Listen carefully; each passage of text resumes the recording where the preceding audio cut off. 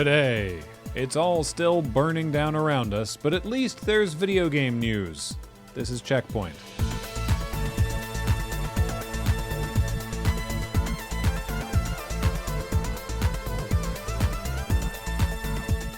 Welcome to CheckPoint, where Beej's stomach betrayed him last night. To be fair, I betrayed it first. By doing what? Ordering and eating pizza.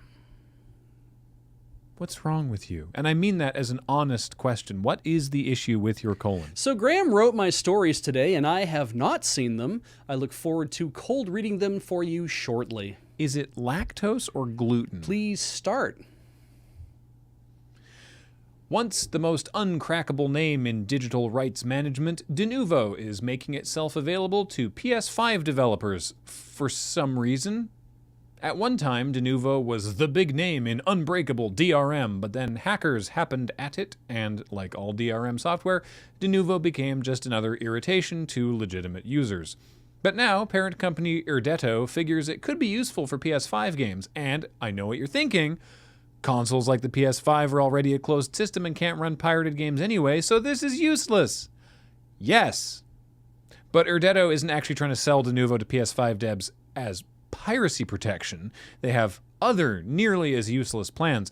They think Denuvo will make great middleware to stop cheating in online games by protecting sensitive game logic or data. But consoles are not typically hotbeds of cheating simply because it's already more difficult, and anyone who manages to crack their way into one is going to be more than capable of dealing with Denuvo. The PS5 is already a walled garden. Denuvo just wants to put some barbed wire on top of the walls. The wall on its own is enough to stop most people, and anyone determined to break through the wall has a bulldozer, so that barbed wire isn't going to do much of anything. Don't worry, Beej. It's okay to joke about this because nobody died. Oh. A fire at a data center in Strasbourg has wiped out several European servers for survival game and screen vector Rust. It did lots of other stuff too. This was a massive data center. Like, it took 2% of .fr domains offline, but this is a video game show, so here you go. At time of writing, most of the servers have come back online, but player progress on 25 EU servers was lost, which isn't great, but Rust does server wipes every month anyway, so even then it wasn't a massive loss. This unexpected downtime allowed players to harangue Facepunch Studios on Twitter, asking why there weren't backups, not understanding what a data center does, but also, yeah, it's pretty wild that a physical disaster at a real building can cause so much digital information loss. Almost like the entire internet is not so secretly very fragile. Look, I don't play Rust because it's not Nintendo. Fair. But I've watched some of it, and surely players are used to having their stuff completely wiped out by fire? The only difference is that this fire wasn't caused by a posse of bald, naked men. That we're aware of. Japanese plush toy maker Club Mochi is releasing a Sonic the Hedgehog toy, and it's an odd choice because they really lean into the brand's huggability as a selling point, and what do fans of Sonic want to hug more than Sonic's severed head? Yes, for those who feel rightly grossed out by Sonic from the neck down, this 10-inch by 15-inch squishable head is exactly what you've always wanted. This is only the latest video game tie-in for the company, whose previous enormous huggables have included an entire Korok from Legend of Zelda, a whole Shy Guy from Mario, a complete Kirby from Smash Brothers, or more esoteric fully represented things like a Donkey Kong barrel or Mario's hat. While this isn't their first foray into cuddly craniums, as a decapitated Tom Nook and Isabelle already exist, Sonic hits different. And not only because if combined with a plaque, you can finally have the wall-mounted trophy that Dr. Robotnik has never been able to achieve. Sonic's huggable head will cost you almost $40 US, and having to come up with an explanation whenever people are allowed to come over to your house again. Nobody died in this story either, Beej, at least not at time of recording. Custom teddy bear themed retail chain BuildABear, which is a niche that is somehow not only successful but apparently thriving, is going to be debuting Animal Crossing New Horizons toys. But this announcement came with no product images or even further explanation, which means it's time for rampant speculation. Which of the 400 some odd animal friends will be rendered into a more purchasable form? Tom Nook, Isabel, obviously. Generally accepted dreamies like Raymond and Fauna? Sure, but what about the deep cuts? Real fucking obscure villagers like Hazel, Dopey, or Beardo. Yeah, villagers so lackluster you don't even realize I made one of those up. And this is Build-A-Bear, isn't it? That means customization, right? So I can buy Rodney wearing a bath towel like he insists on doing in my town square? Well, can I? Can I watch Build-A-Bear's unseemly machine stuff barreled so thick with polyfill that his very seams cry against the strain of his own existence? I have a lot of complicated Animal Crossing emotions, and this is not gonna be a healthy way to deal with them. And now some quick points, or whatever we called these before. Beach, go.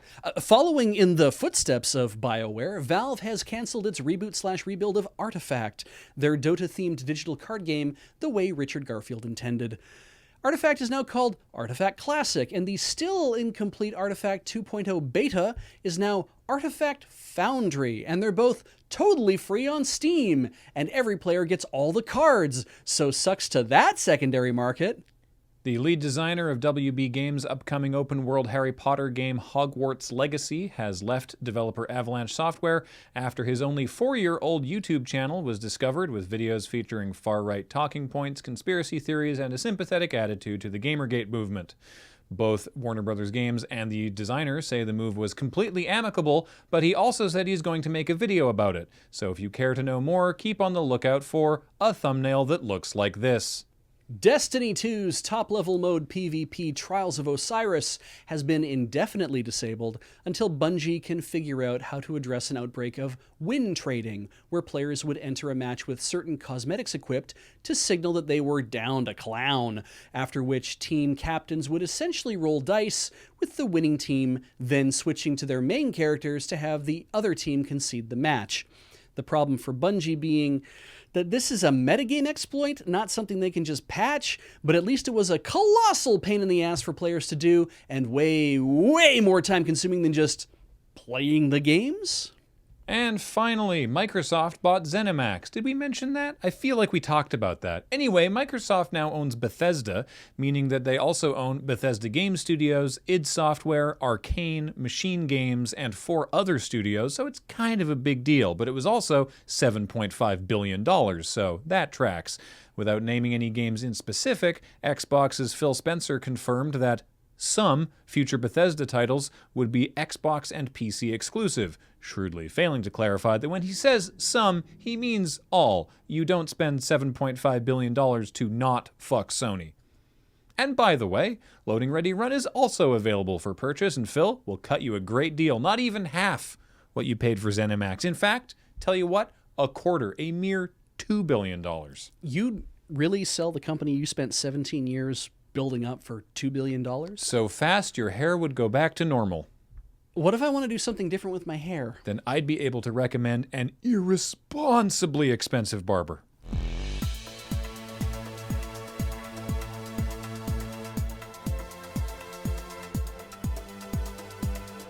Coming up, feast your eyes on this mod for Super Mario 3D World Bowser's Fury called Floor is Lava, that replaces nearly all of the floor and water and anything Mario wants to touch with lava. I assume Bowser is so furious because he didn't think of it first. I'm going to do that one again. I was going to say. Yeah, fuck. It's like you're reading these for the first time. Yeah. Wait, that's all. How about that? I mean, he's not, though, is the secret. Yeah. Don't let it. Don't tell them. Don't put this at the end of the episode. Don't put this in the end, Heather. No. Digital card game the way Garfield intended. Fuck. I hate Mondays. Dota-themed digital card game the way which Garfield intended. Gawu. With lava.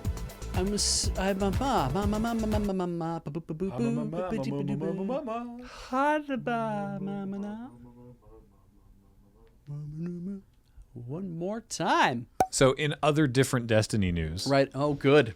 there's a character in game right now, which is the Empress of the Cabal. Because we had the Emperor, but we sort of shoot him away, and I don't know if it was usurped or whatever. But anyway, Empress Kyatil. She's the first female Cabal that we've seen, and they have sexual dimorphism. The female Cabal have tusks. Neat. Okay. Which is neat. So she's taken over the Destiny Twitter account for a couple days. Sure. Yeah. Just because. Great. You know? So, she tweeted, Guardians, your commander has you fighting against those who could be your allies. Join me in the fight against our shared enemy. Join me in vengeance. To which Redeem Clan, home of the world's first Wrath of the Machine, Prestige, Leviathan, Spire, Stars, and Last Wish Clear. So they're a clan of Destiny players. They responded, as one would, step on me. Ah, yes. That is what you say to women on the internet. To which, well, also she's like 8 feet tall. Oh, okay. And Never mind. The Cabal look like, they look like space rhinoceros. Okay, fair enough. So then, to which Kyatil responds, it is clear you seek my favor. I would caution you not to aspire to a challenge you could not hope to survive. Oh. Just like, it will kill you. Yeah. And you don't want that. You need to buy that social media person some lunch. Yeah, I think. no kidding. Yeah, I think they did their job properly today. They're doing a very good job.